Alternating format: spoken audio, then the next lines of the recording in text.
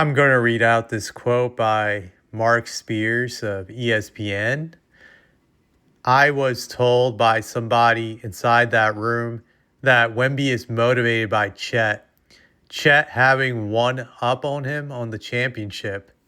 So this is Mark J. Spears implying that Victor was very salty when Chet and the Thunder won the championship recently, that he felt disrespected because Chet had gotten a championship before he had gotten a ring, and so that really motivated him. It it drove him to work hard during the summer. Now, do I believe this is true? Well, I would say it could be true only because one thing I've noticed the last few years is that whenever Victor has played the Thunder, he does have this edge about him. Even when the Spurs lose, you can see the frustration on his face.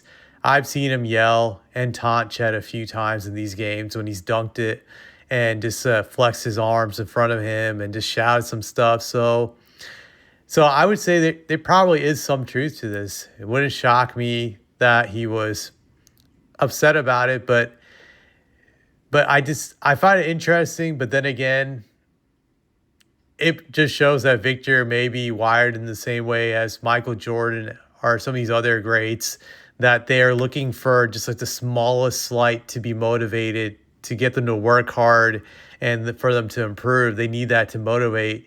So maybe Victor feels this is like some personal motivation tactic for him, that he's like, hey, this guy is a contemporary of mine. He's only 2 years older than me, and I'm better than this guy. I should have a ring. And just this guy's not in my league. It could be that attitude thing. Like, I now need to find ways to get better so I can win, so he doesn't get that many rings on me. Sure, that's possible. But just another thing, when I look at Chet's stats, they're really good. But it's like Victor blows his stats out of the water. When you look at just like their first 3 years, like year one, Chet averaged like 16.5 points per game, 7.9 rebounds, 2.3 blocks. Those are good numbers.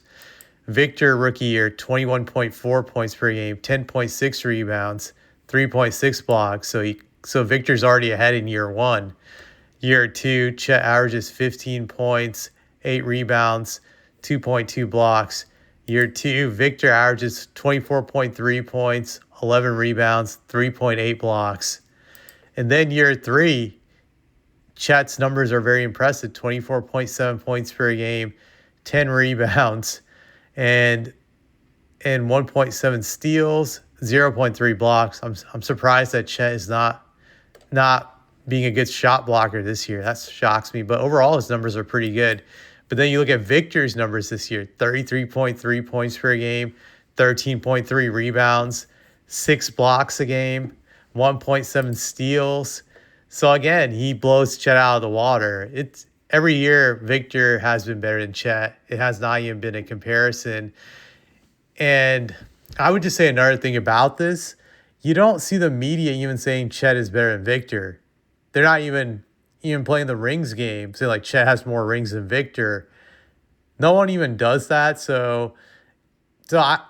It's just weird thinking about this as a rivalry to me. But like I said before, I'm sure Victor could be motivated.